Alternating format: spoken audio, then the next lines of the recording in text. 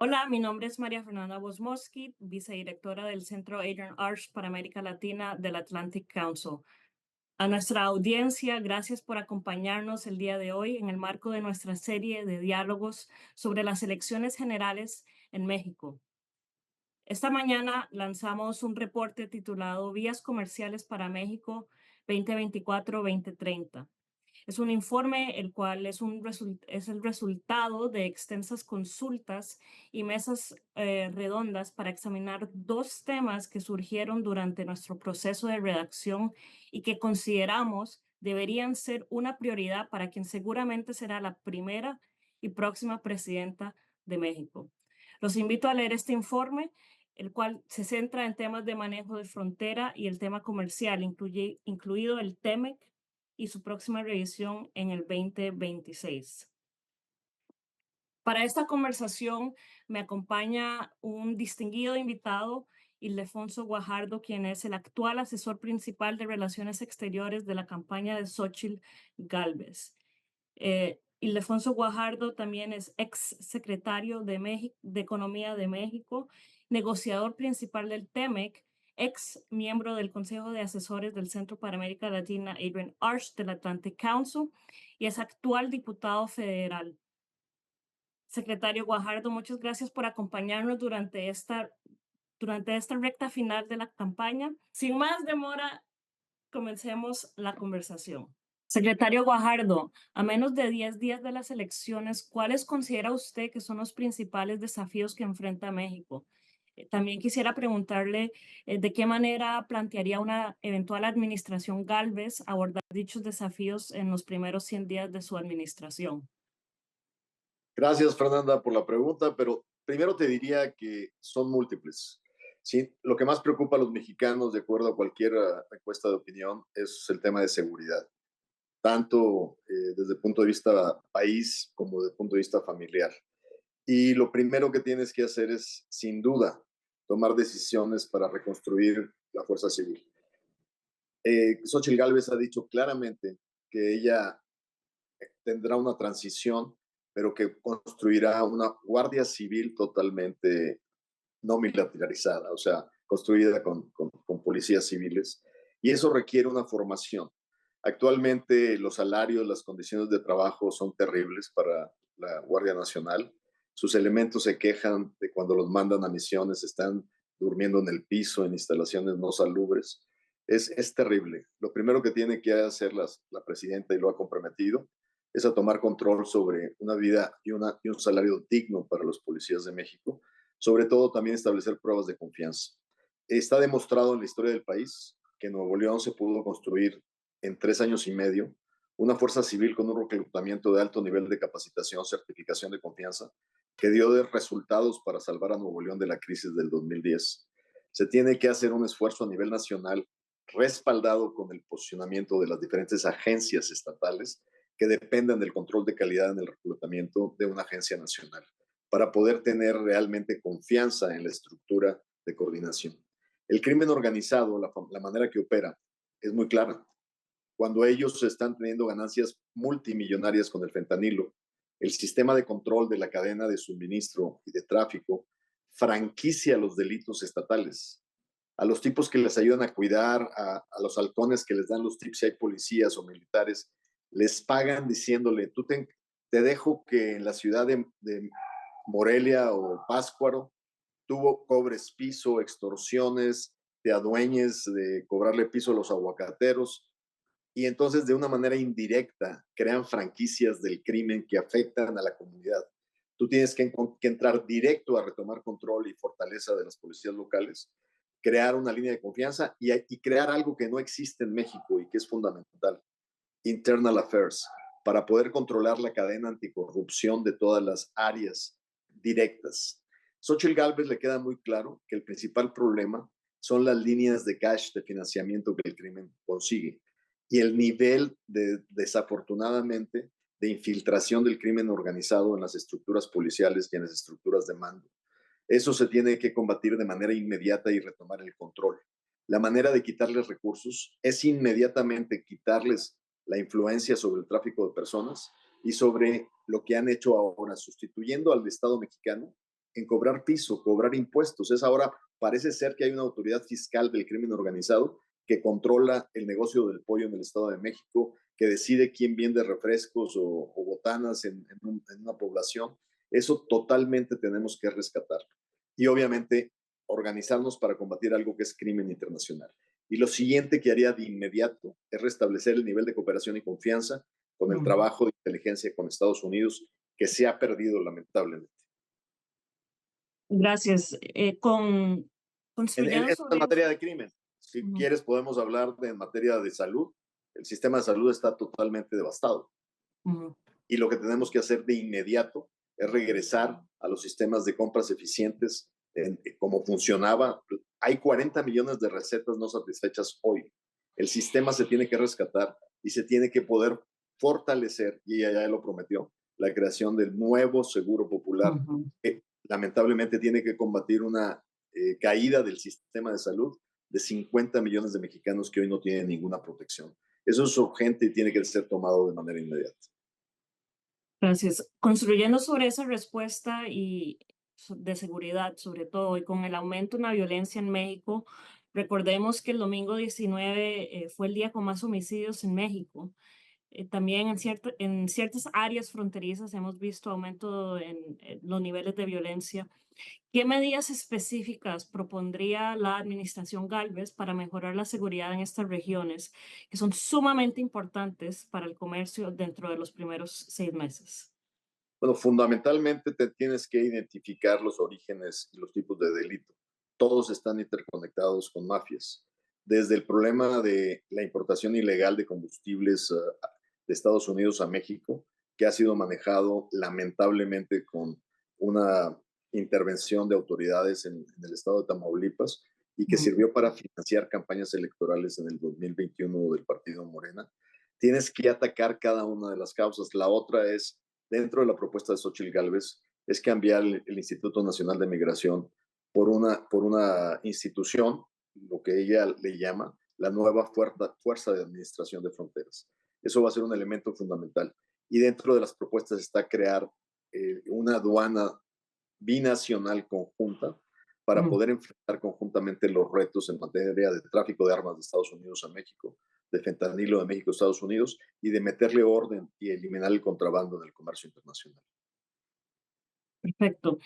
Dado el contexto actual de los temas de migración, sin olvidar también que es año electoral aquí en Estados Unidos, ¿qué nuevas políticas de colaboración a nivel regional propondrían para abordar no solo los flujos de migración actual, sino también las famosas causas raíz?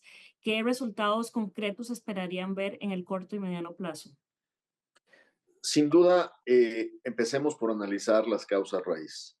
Para mí me parece sumamente interesante y hasta sospechoso ver cómo cuando se hacen comunicados conjuntos, Estados Unidos y México, desaparecen como una causa de la migración la, la, la destrucción de la democracia. Si analizamos el origen de los migrantes, la mayor parte son de estados autoritarios, como Venezuela, como Nicaragua, como Cuba. Pero a mí me resulta interesante que cuando Sheinbaum habla de las causas, solo habla de la pobreza y la violencia y nunca habla del efecto que tiene el autoritarismo y la falta de democracia en los efectos migratorios. Entonces, de entrada, yo lo repondría en el diálogo. Más sorprendente es que Washington lo deje fuera de los comunicados de prensa. Yo lo repondría como una de las causas fundamentales. Y en ese sentido, nuestras acciones deben de ir dirigidas, claro, con esfuerzos conjuntos a crear generación de valor, fuentes de trabajo, pero de maneras muy prácticas, concretas.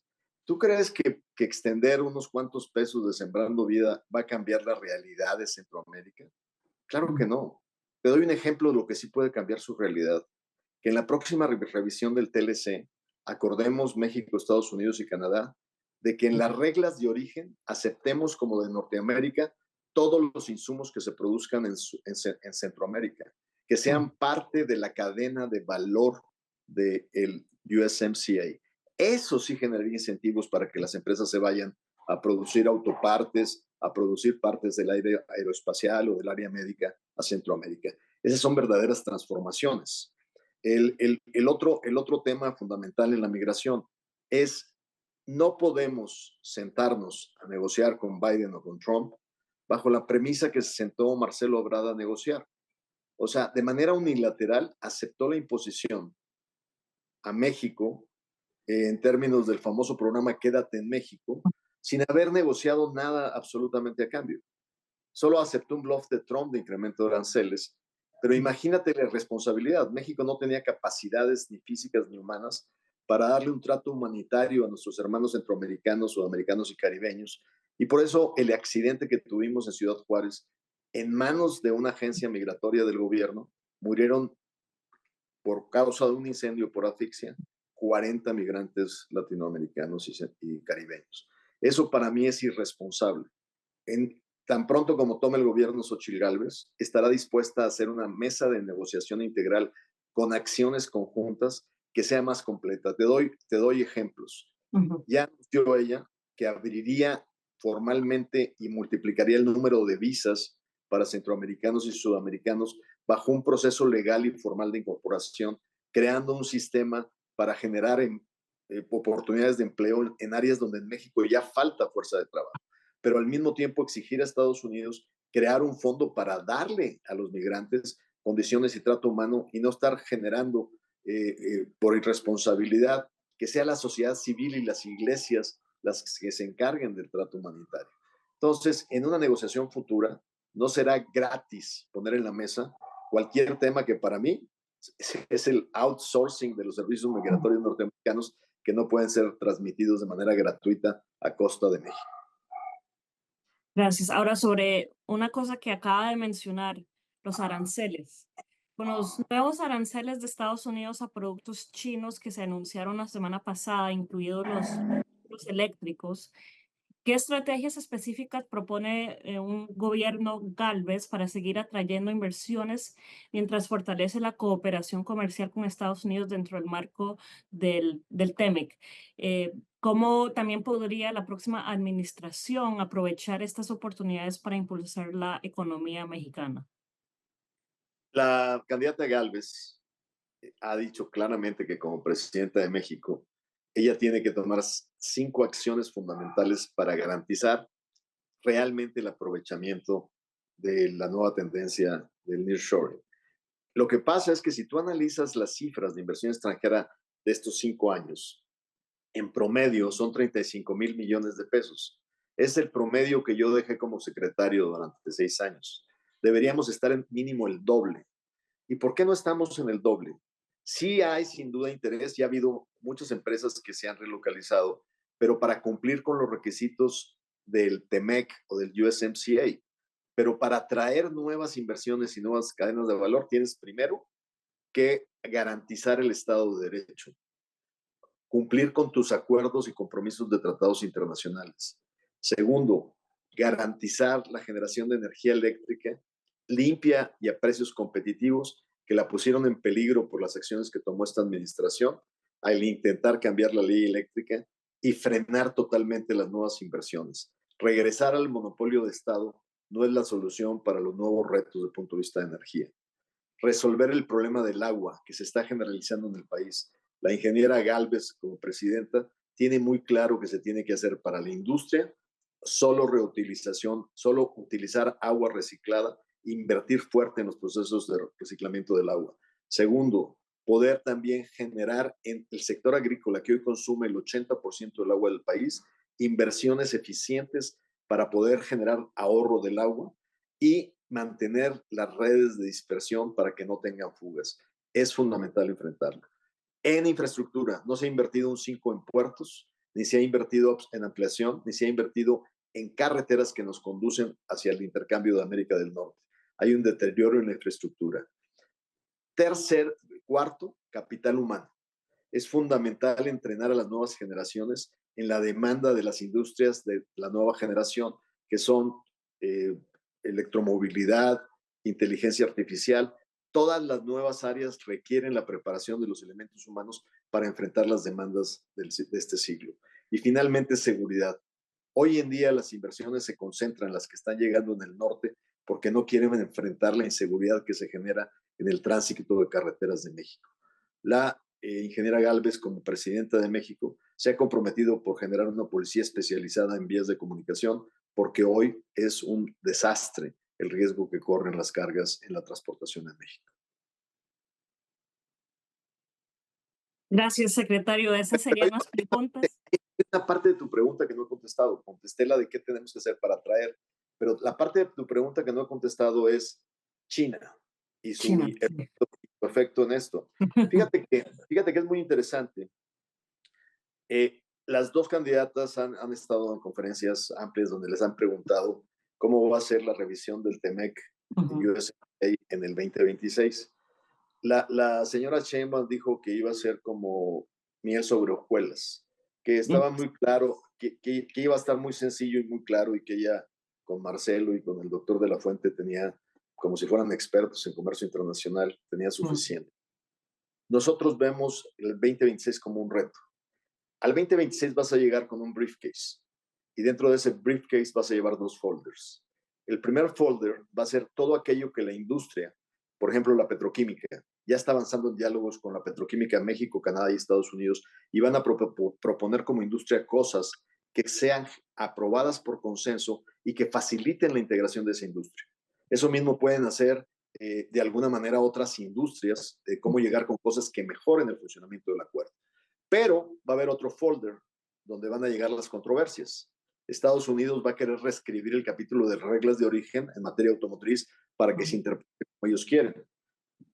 Dependiendo quién gana, México podría llegar con exigencias en materia genética y del maíz, ¿no?